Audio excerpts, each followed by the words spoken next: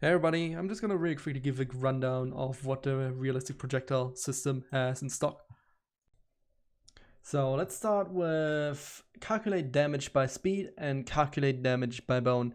Those two settings pretty much just determine if we want to use our projectile speed and calculate a percentual value from our max speed and use this to apply our damage. So we pretty much just take our max speed and our current speed, and depending on that speed we will apply damage. And calculate damage by bone is you can easily just add more bones in here to do specific damage to a specific bone, or you can just have multiple lines running into one. And in my case, I'm using a multiplier. In my opinion, I recommend just using a multiplier. So if, for example, you hit a leg and it should only do 25% damage, you can just set it to 0.25. Or if you hit a headshot, you do double damage and all that stuff. You can just add more pins into here and just easily use that stuff. Ignore subtype pretty much is just there to if you want to ignore the subtype of a projectile. So if we go into our master weapon, let's close this down.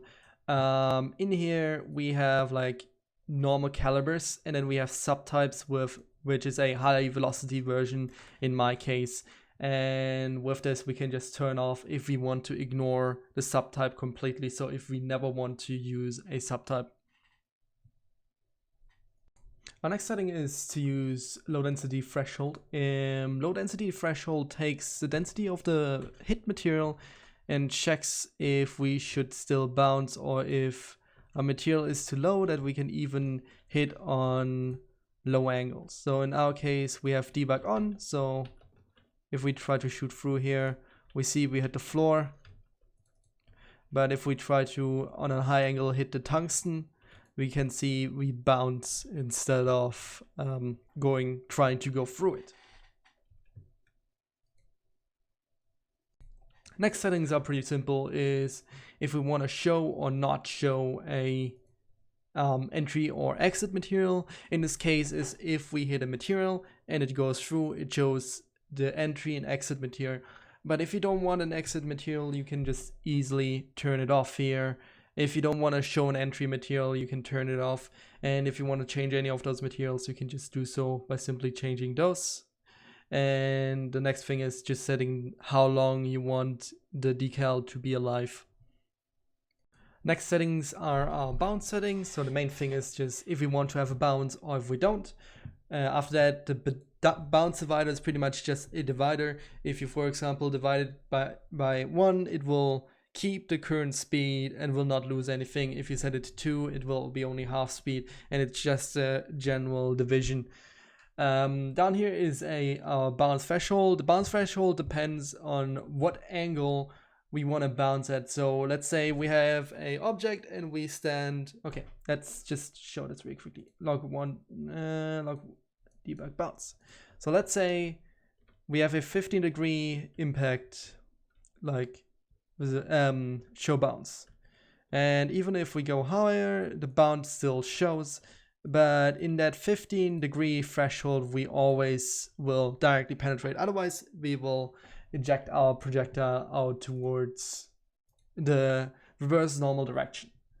And what we can do is we can set this higher. So if we don't want like if we want to have high angle bounces but not low angle bounces, we can do so.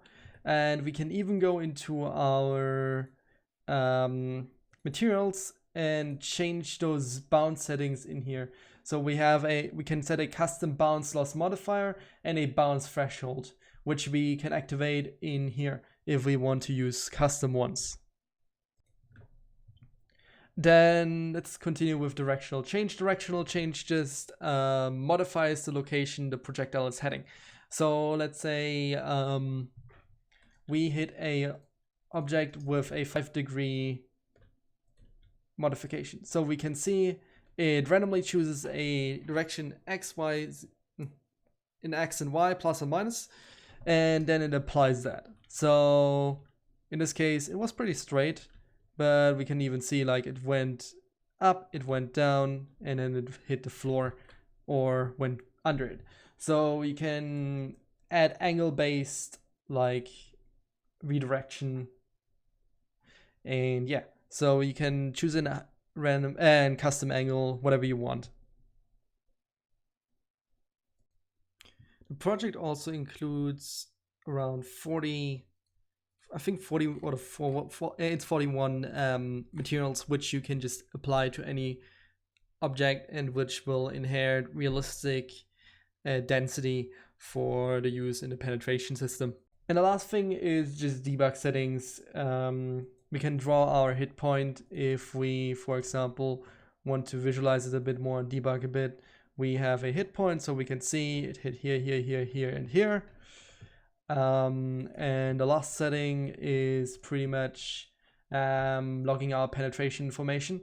So in our case, if we hit bamboo, in the top left we can see, actually let's just go in our log. We have a current speed at which we can penetrate like 85 centimeters of bamboo, but we only want to penetrate 1 centimeter, so it just calculates from that and calculates our new speed from that. And let's say we have a 50 centimeter thick bamboo piece, just like this. We see we will still penetrate, but we lost 50, and yeah, I think that is pretty self-explanatory. And we still go through it like we did before. Next up, if we had our blueprints in our weapon master, we can see in here we have our projectile. In here we have quite a bit of different calibers which I made presets for high velocity versions and normal versions. And the main thing about this is pretty much you can just change to any projectile and any subtype you want. And just generally one thing on the side, it's the size of each projectile is approximated because I didn't find clear enough data on how long some projectiles are, so I had to estimate, and it might be slightly off, but it's mostly accurate. Speed should be accurate, same with the high velocity version. And yeah,